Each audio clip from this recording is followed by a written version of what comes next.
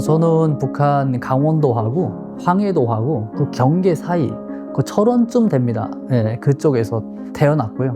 그리고 고등학교랑 다 거기서 마쳤습니다. 그리고 군대에 갔다가 군대에서 복무하던 중에 한 8년 차 접어들었을 때 대한민국으로 귀순을 하게 됐습니다. 저는 86년도에 그 함경북도 무산이라는 곳에서 태어났고요. 거기서 이제 27살까지 살다가 2011년에 탈북을 했어요. 그래서 중국에 한 1년 반 머물렀다가 2014년 2월에 하나월이라는 곳이 이제 북한 사람들이 머물렀다 오는 그런 기간이 있는데 2014년 2월에 나왔습니다. 그러니까 12년 되어가고 있는 것 같아요. 저는 북한의 남포라는 그 지역에서 태어났습니다. 거기에서 이제 그 초등학교, 중학교, 고등학교를 다 졸업하고 군대에 나가서 10년간 군복무를 하고 이제 러시아에 이제 파견을 갔다가 거기서 자유를 찾아서 대한민국에 왔고요. 안녕하세요. 저는 북한의 함경북도 무산 지역에서 살았고요. 2019년 여름에 탈북해서 2020년 3월에 하나원 나왔습니다.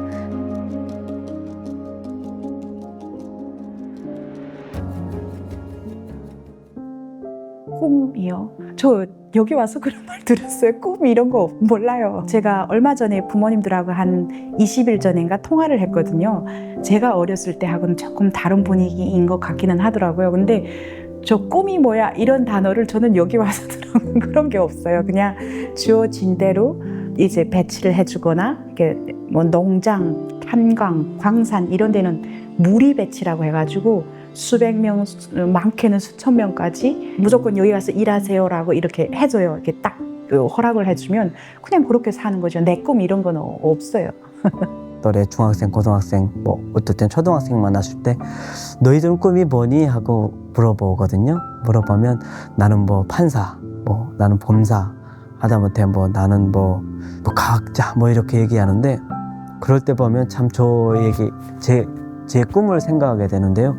저는 그 초등학생 때 적어도 중학생 때까지 꿈이 입합에 고깃국을 배불리 먹어보는 것이 꿈이었어요. 그러니까 항상 왜 그 꿈이었냐면 항상 배고픔의 연속이었어요.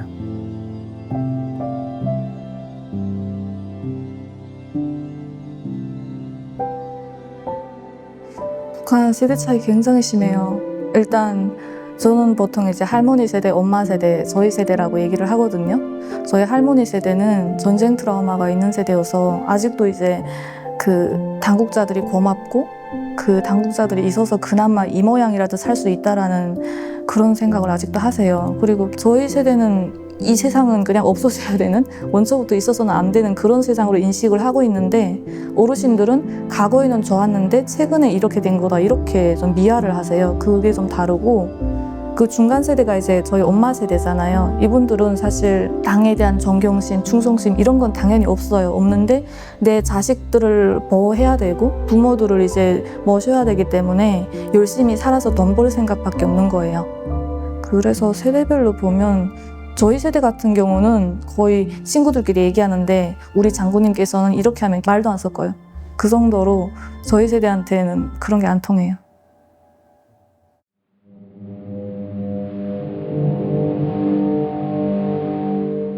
제일 비윤리적인 게 이제 그 일주일마다 진행되는 이제 생활총화라고 있습니다. 생활총화라는 것은 사업이나 행동이나 어떤 윤리적 도덕 규칙에 대해서 어긋난 것에 대해서 자기를 자아 비판하는 거예요. 뭐 예를 들어 나는 언제 뭐 몇 월 며칠 날 뭐 김부자의 배지를 잘 뭐 이게 달지 않고 학교에 왔다. 이것은 사상적으로 되게 해이된 문제다. 앞으로 고치겠다. 원인은 뭐 충성심이 높지 못했고 뭐 장군님에 대한 충성심을 잘 간직하지 못했기 때문이다. 앞으로 이런 걸 고치겠다라고 조직 앞에서 자기를 비판하는 거고요. 그다음에 두 번째는 그 누가 친구가 어떤 측면에서 잘못했다는 것을 발견했을 때 그 잘못을 비판하는 거예요. 그래서 그 사람을 일어나게 해가지고 비판하는 그런 형태가 바로 생활총화인데요. 생활총화가 제일 하기 싫었죠. 잘못한 거 없어도 무조건 잘못했다고 해야 되고 누가 봐도 잘못이 아닌데 그것을 잘못이라고 비판해야 되는 것이 바로 생활총화였는데요. 이것이 제일 하기 싫었고 지금 생각해봐도 막 오글거리는 그런 형태가 바로 생활총화다라고 볼 수 그 있습니다. 생활총화는 좋게 말하면 고해성사 이거하고 좀 닮아 있기도 해요. 생활총화는 독재 시스템, 전체주의 시스템에서는 저는 필요한 부분이라고 저는 생각을 합니다. 북한이라는 것은 신앙을 허용하지 않는 사회입니다. 신앙이 없는 사람들은 자기를 돌아볼 수 있는 그런 기회가 많지 않습니다. 그래서 생활총화를 통해서 한 주 동안에 있었던 일을 잘 반성하고 앞으로는 그렇게 하지 마라, 하지 않겠습니다, 이런 것을 결이 다져 이거거든요. 이런 방법으로 가면 쭉 건강한 사회로 발전하겠죠. 그런데 이것이 악용되는 겁니다. 당권, 그 집행, 정치 일꾼, 정치 기반 이런 사람들이 이것을 도구로 활용해서 사람들을 통제하는 겁니다. 그리고 주민들 사이에서도 나만 비판받아? 야 모르겠다, 너도 비판할 거야. 어렵고 삶이 진짜 전쟁 같은데 이 사람들이 지금 생활총화하는 거는 그냥 서로가 서로를 견제하고 감시하고 이런 구조로 바뀌어가고 있는 거죠.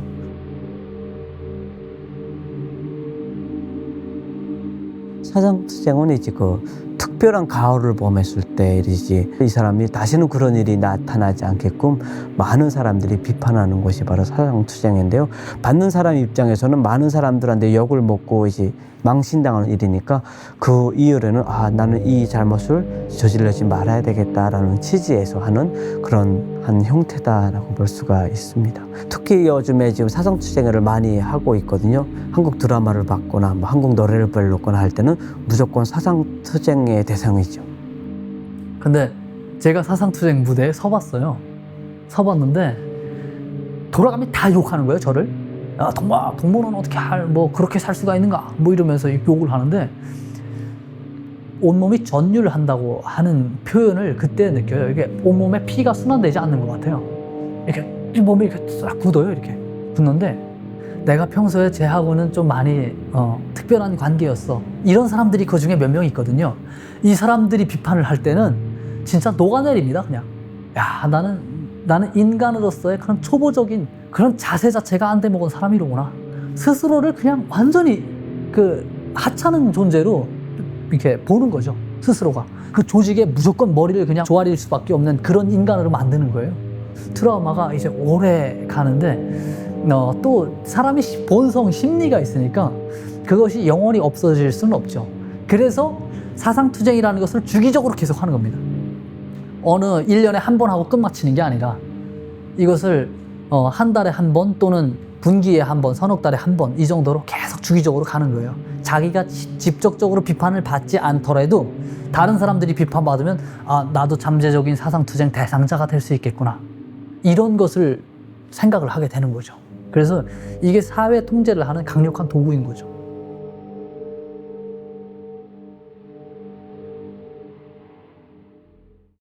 가장 심각했던 건 감시예요. 저 같은 경우는 누구랑 친하게 지내는지, 저희 집에 누가 오는지, 제가 어디를 자주 가는지, 그리고 어떤 것들을 사들이고 어떤 걸 파는지 이런 것들이 다 그 보고서처럼 작성돼서 일일 보고서가 계속 올라가요. 북한 주민들 그 감시망이 잘 돼 있는 건 다들 아시잖아요. 근데 그 중에 이제 통보원이라는 사람들이 있는데 이 사람들은 그냥 공개적으로 나는 너네 감시하는 사람이다라는 그 신분이 공개적으로 있어요. 하지만 정보원이라고 해서 아무렇지 않은 척, 감시 안 하는 척 하는데 특정 세대들을 감시하는 집이 있어요. 저희 같은 경우는 저희 바로 옆집이었거든요. 처음에는 모르죠, 누가 나를 감시하는지. 근데 어느 날 제가 이제 노트북을 팔고 또 어느 날 자전거도 팔고 그랬더니 보이시더니 와가지고 요즘 왜 자꾸 파냐고, 어디 도망갈 준비하냐고. 이거 아는 건 옆집 사람밖에 없는데? 그래서 옆집 사람이구나, 짐작은 하는 거죠. 어릴 때는 다 그런 줄 알았어요. 그러다가 이제 나만 그걸 받는다는 걸 알았을 때 그 약간 화가 나는 거 있죠. 그런 상황으로 사는데 사람이 좀 예민해지는 것 같아요. 괜히 사람들 경계하고 싶고 그런 거. 북한은 가택수색이 이제 임의로 할 수 있거든요. 할 때 이민반장만 동행하면 아무 집이나 문 열고 들어가서 뒤질 수가 있어요. 그러는 과정에서 이제 중국 영화를 들킨 적이 있어요. 그런 경우에는 보통 뭐 인맥을 동원해서 전화를 해요. 나 지금 이런 상황인데 내일 오라고 한다. 그러면 그 좀 힘 있는 사람이 힘을 써주거나 아니면 뭐 뇌물을 들고 가서 바치거나 그 정도에서 중국 영화는 끝나요. 근데 미국이랑 한국, 일본 영화 같은 경우는 특히 한국 영화는 굉장히 이제 뇌물 정도로 안 끝나서 엄격하게 조사를 당해야 되고 지인 중에 그것 때문에 교화소 간 사람들이 꽤 있어요. 일단 교화소 가기 전 단계에서 거의 반 죽어요. 고문 엄청 하고 너 편한 자세 해 그러놓고 그 자세로 뭐 몇 시간 넘게 못 움직이게 하고 먹는 것도 되게 이상한 거 주고 그래서 이미 몸이 만신창이가 되고 재판 끝나고 가면 강제 노동하고 뭐 생활 환경이 열악한 건 말할 것도 없고 그래서 1년만 지나도 거의 사람이 절반? 반쪽 돼서 나온다라고 얘기를 하거든요. 북한은 모든 사람들이 감시를 받고 살아갑니다. 그래서 자기 활동을 이렇게 하는 것이 자유롭지 않습니다. 그렇게만 살다 보니까 생각에 한계가 있습니다. 생각이 단순합니다. 그냥 주먹구구식인 거죠. 네. 그래서 그 사람들이 스스로가 큰 변화를 만들어내기에는 한계가 있다는 거죠. 감시, 네, 이것이 어찌 보면 북한 사회를 지탱하고 있는 보이지 않는 힘이 될 겁니다.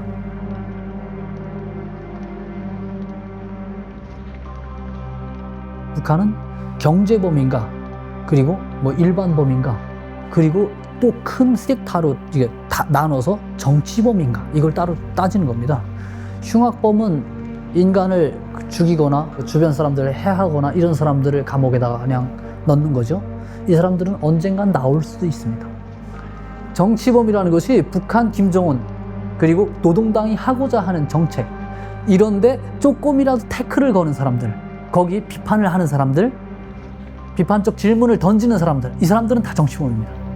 네. 그래서 그런 사람들은 사회적으로 격리를 시켜버리는 겁니다. 영원히. 네. 그게 때로는 본인 당사자가 될 수 있고요. 가족이나 이런 사람들이 이 사람과 확실하게 영향권에 들어서 이 사람의 생각으로 뭉쳐졌다. 그러면 이 가족 통째 보내는 겁니다. 그렇게 돼서 영원히 못 나오는 거고, 이 사람들은 흉악범이나 이런 사람들은 언젠가는 사회에 나올 수 있다는 거죠. 북한에서 그러면 죄라고 말하는 것들이, 북한에서 너는 죄인이야 하고 감옥에서 처벌하고 이런 것들이 그러면 한국에서도 그럼 똑같이 그러나? 이렇게 생각을 해봤는데 아니더라고요. 이제 북한 같은 경우에는 죄명이 김일성이나 김정일 일가에 대해서 욕을 하거나 이런 건 상상도 못해요. 그리고 정체제에 대해서 얘기를 하거나 이렇게 하면은 정말 쥐도 새도 없이 어느 날 없어집니다. 쥐도 새도 없이 밤에 와서 데려가고 없어져요. 그냥 이건 뭐 북한은 그거는 죄라고 얘기하잖아요. 그래서 죄라고 해가지고 죽이든지 아니면 정치범 수용소 가두든지 이렇게 하잖아요. 그러니까 이게 생각해 보니까 와, 북한에서는 죄라고 하는 것들이 한국 사회에 와서도 내가 납득이 가고 다른 사람이 생각했을 때도 너는 죄를 질 만한 일을 했으니까 그걸 처벌을 받아야 되는데 이게 아니구나. 이게 북한 사회가 굉장히 비정상적으로 돌아가는 나라구나. 그게 문제죠. 깨어나는 사람들이 있는데 그 깨어나는 사람들에 대한 탄압이 심하잖아요. 아시겠지만 뭐 몇 년 전부터 3대 악법이니 뭐니 하면서 막 제정하고 그런 것들이 가장 심각한 것 같아요. 사람의 호기심은 한번 깨나기 시작하면 멈출 수가 없는데 그걸 이제 죄라고 다 붙잡아가니까 그게 문제인 것 같아요. 북한이 해방 이후에 세뇌 교육, 일방적인 주체 사상이나 김일성, 김정일주의 이런 것을 계속 받다 보니까 다른 어떤 그 노선 이런 거에 대해서 모릅니다. 그걸 찾는다고 하더라도 오랜 시간이 걸리고요. 그래서 그때 제가 생각했던 게 그들이 어떤 방향과 그 방법을 제시해 줄 수 있지 않을까? 네, 이런 생각이 글쎄 있었던 거죠. 김일성 종합대학이라는 데 가서 이런 말을 했어요. 김정일이 자기 땅에 발붙이고 누는 세계를 보라. 이런 말을 했어요. 이 의미가 북한은 떠나지 말고 다른 세계가 어떻게 돌아가는지 이거를 잘 보고 우리도 배워야 돼. 그리고 우리도 강성한 국가로 만들어야 돼. 이런 내용이 담겨 있는 거거든요. 그런데 북한은 자기 땅에 발도 붙이고 눈은 세계를 못 보게 만듭니다. 눈은 봐야 될 것만 보게 만듭니다.